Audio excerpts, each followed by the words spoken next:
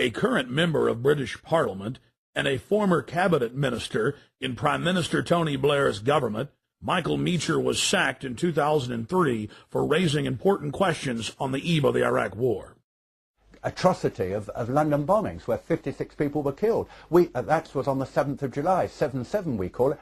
It's a very convenient way of ensuring there is fear, of ensuring that there is control, and of ensuring that those who are in the know, and of course we cannot tell you because it is all secret, are in a position of extreme power. In London, we spoke with David Shaler, a former MI5 agent who was convicted of breaking the Official Secrets Act and imprisoned for 6 months. With regard to 7/7, there has been a witness report now included in a local British newspaper called the Cambridge Evening News, in which somebody who was on one of the tube trains says that he didn't see a man with a rucksack. In fact, after the explosion, what he saw was metal pointing upward from the bottom of the carriage. That would indicate, of course, that the bomb was not carried onto the tube train, but was in fact attached underneath it. Now again, nobody in the British national press is following that up. Now I hope investigators and the police are. One of the chief tools used by governments as a smokescreen is staging exercises or drills at the exact same time and exact same places as real events. When the Oklahoma City Federal Building was bombed, the Bureau of Alcohol, Tobacco, and Firearms was staging an anti-terror drill with their bomb squad on the morning of April 19, 1995, at the same time that the real event took place. On the morning of September 11, 2001, the Pentagon was running 5 separate drills, 2 of the drills targeting the exact same targets at the exact same time. That caused NORAD to stand down, believing it was just a drill. And London was no different.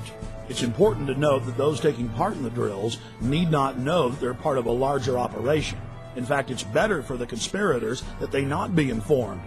One of the chief reasons this is done is so that if any of the operatives carrying out the attack are caught by other elements of the government, they can simply claim that they were taking part in a drill or an exercise.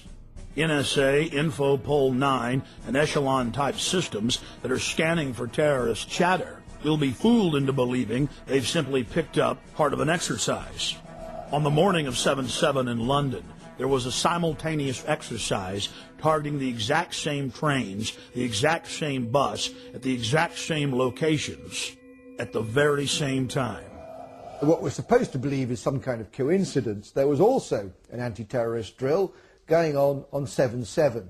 And again, just like 9/11, they were talking about attacks on the same targets, the same kind of tube stations, and exactly the same time as the actual attack happened.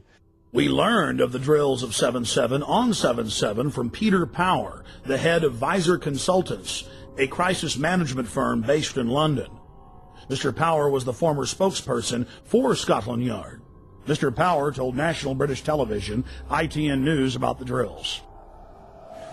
Today we were running an exercise for a company, bearing in mind I'm now in the private sector, and we sat everybody down in the city, 1,000 people involved in the whole organisation, but the crisis team. And the most peculiar thing was we based our scenario on the simultaneous attacks on the Underground and mainline station. So we had to suddenly switch an exercise from fictional to real. And one of the first things is, get that bureau number. When you have a list of people missing, tell them. And it took a long time. Just to get this right, you were actually working today on an exercise that envisioned virtually this scenario. Almost precisely. I was up until 2 o'clock this morning because it's our job, my own company, Visor Consultants. We specialise in helping people to get their crisis management response. How do you jump from slow time thinking to quick time doing? And we chose a scenario with their assistance which was based on a terrorist attack because they're very close to a property occupied by Jewish businessmen. They're in the city, and there are more American banks in the city than there are in the whole of New York. A logical thing to do. And I've still got the... I was going to say, how extraordinary today must feel for you as it unfolds. He repeated himself to BBC Radio 5. The thing that concerns me is that what are we doing for the thousands of men and women actually who are in London working? And I say that because at 9:30 this morning we were actually running an exercise for over a company of 1,000 people in London based on simultaneous bombs going off precisely at the railway stations that happened this morning. So I still have the hairs on the back of my legs standing upright. there's also a very strange coincidence as well. There was a man called Peter Power who runs a company called Visor Consultants, which specialises in running terrorism drills so that people can learn how to respond. He's a former senior counter-terrorism officer from the Metropolitan Police as well. And he was running an exercise that morning. And after the bombings had occurred, or the explosions had occurred, he went on the national media to talk about it. And he said live that he was running this operation, and halfway through the operation, the attacks occurred. And they occurred in precisely the same stations at precisely the same times as the ones in his drill. And he said in those interviews that the hair stood up on the back of his neck because of the coincidence. Now, I don't know. It certainly would be intriguing to find who he was running those drills for, who was paying him, who had organised it. But also, it's part of a pattern for other incidents, like the Madrid bombings, like 9/11 itself.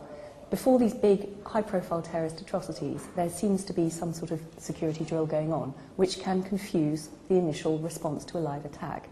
Whether that was the case in London, we don't know. But again, we haven't had any form of independent inquiry. We've just had a faceless bureaucrat write an anonymous official narrative, which has now been shown to be full of factual errors. So again, we need a new proper inquiry into 7/7. For the 9/11 attacks, a lot of people say there must be thousands of people involved. If you want to run any sort of terrorist or false flag attack, it's very much need to know, because it's usually highly illegal. So there might be one or two people who have the overall picture, and then other people will have compartmentalised views of what is happening. And there's very much a need to know. I mean, other projects have been kept very well hidden for years. In the Manhattan Project to develop nuclear weapons, I think 130,000 people were involved in that, and nobody breathed a word for years. Same with the Iran-Contra scandal in the 80s, about 5,000 people involved, and it took years for that to be uncovered. So even if it were the case that thousands of people were involved in something illegal on 9/11, coming out of the American administration, the American government, they would probably keep quiet. And also, where would their interests lie in going public about it? One, it would certainly ruin their livelihoods, and it might well jeopardise other things up to and including their lives. So there's a strong incentive to keep quiet if you're involved in those sort of things. But also, if you look at 7/7 as well, there are some strange anomalies. I don't think there's anywhere near as much evidence about whether it is or isn't an inside job as there is for 9/11. But a couple of the notable anomalies were that the train that the alleged bombers, were supposed to have taken that day from Luton down to London was cancelled. And yet the government said in its official narrative, yes, they took the 7:40 train that morning to get to King's Cross and then to spread out from King's Cross onto the tubes and carry out their bombings.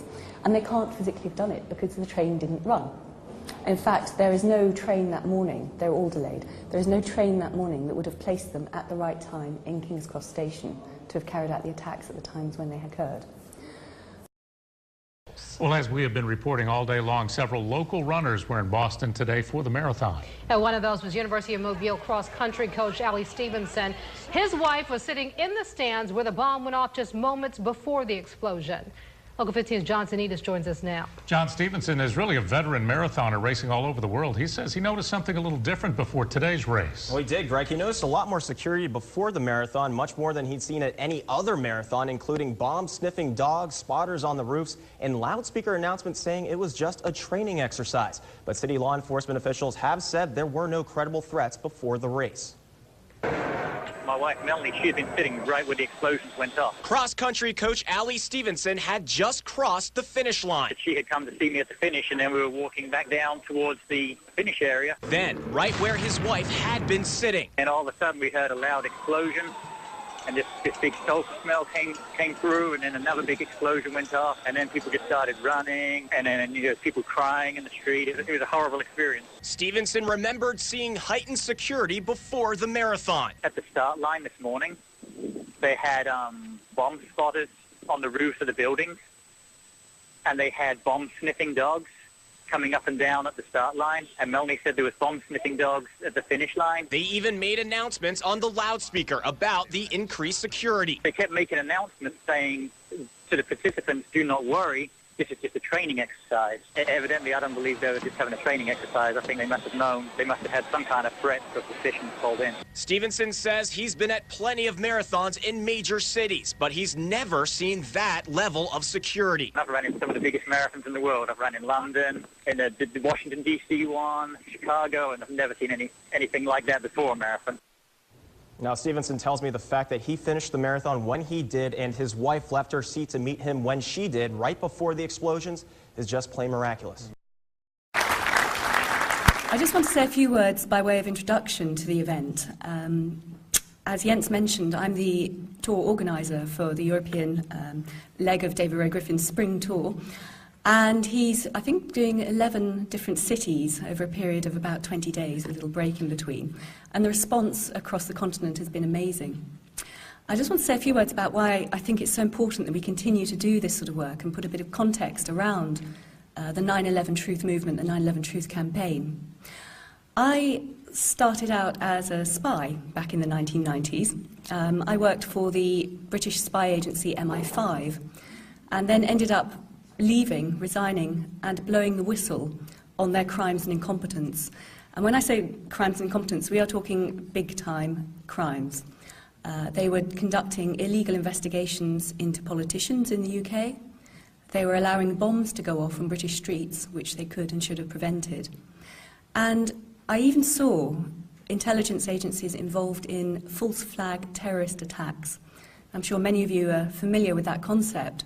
But when I say that, I mean that attacks happen, terrorism happens, and are blamed on one party, but are in fact carried out in secret by another.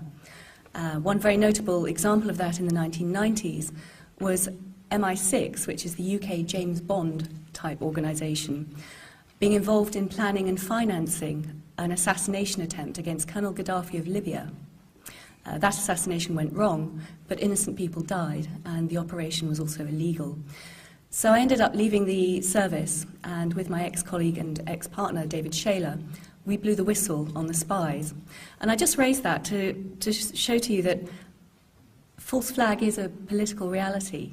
The dark stuff that the spies are reputed to do is a political reality. And I think it's worth bearing that in mind when addressing other big terrorist attacks. And of course 9/11 is one that will be discussed today. But why is it so important to look at 9/11? This is an event that happened obviously in a different continent many years ago, and yet the repercussions are still affecting us globally today. We're looking, of course, at the event of 9/11 being the pretext for this unending war on terror. And that unending war on terror has inexorably led to 2 illegal wars in the Middle East to date, both Iraq and Afghanistan, with the possibility of further action in places like Iran. But we're also as well looking at 9/11 as a pretext for the shredding, destruction of our civil liberties and our human rights in our countries as well. I mean, in the UK, for example, we are seeing evidence coming out of the use of torture by the UK spies against terrorist suspects. We're seeing people being thrown in prison without trial. We are seeing activists on the streets protesting being arrested for no good reason, purely so the police can ascertain their identity. And we're seeing a whole string of other laws as well coming in, where, for example, in the state of national emergency, your homes in the UK can now be seized. Your house can be seized and demolished, and you don't get any compensation, all in the name of protecting the state. So certainly in the UK, we are beginning to live in what looks like a police state, and this is all based on the fact of 9/11. But what if 9/11 is not all it looks to be? Of course, there is a mountain of evidence now that has come out from many, many experts, including, of course, David Ray Griffin, that contradicts the official account. And we have many professional bodies of people questioning the official account. We're looking at politicians for 9/11 Truth, architects and engineers. I know Richard Gage, the architect, was here a few months ago. Intelligence officers for 9/11 Truth. A whole range of different groups, all saying there is evidence that contradicts the official account, and we need a new and independent inquiry to get to the basis of that. Not just for justice for the victims on the day, and for the justice for the first responders who are sick because of 9/11, but also justice for those who have died in the Middle East as a result of the war on terror. And also to use a new account of 9/11 to halt the slide towards a police state that we're all facing. So I think it's a very important issue, and it's very central, a sort of exemplar of where a lot of things are going wrong with our political elites today, where the media can be spun and controlled, where the politicians can barefacedly lie to take us into war, and where we don't seem to have any real power over what our countries are now doing. So, as I said, there's a growing 9/11 movement across Europe. I've been privileged to have been part of helping to build that since 2005, when I picked up a copy of, ironically enough, Professor Griffin's The New Pearl Harbor, which was probably the earliest seminal work on 9/11 and the questions around it. And I read that book in one day, and I just thought, this is it. There are so many unanswered questions, we have to have a new inquiry. And since then, I've seen the UK movement burgeon. At one point, there were about 35 local groups going across the country. And since then, as well, with speaking tours and other events, we've seen every country across Europe has at least one good 9/11 truth group. We're talking from the south of Spain up to Finland, from Russia down to Greece. It is a fast-growing global activist movement of people who are concerned and angry about what's being done in our name. So welcome, all of you, for coming, and thank you very much, especially to those who are new to this issue. You're in for a treat today, where Professor Griffin will be going through the evidence, the very strong evidence, that we need a new inquiry for the justice for us all. So without more ado, I'd like to introduce Professor David Ray Griffin. Thank you very much.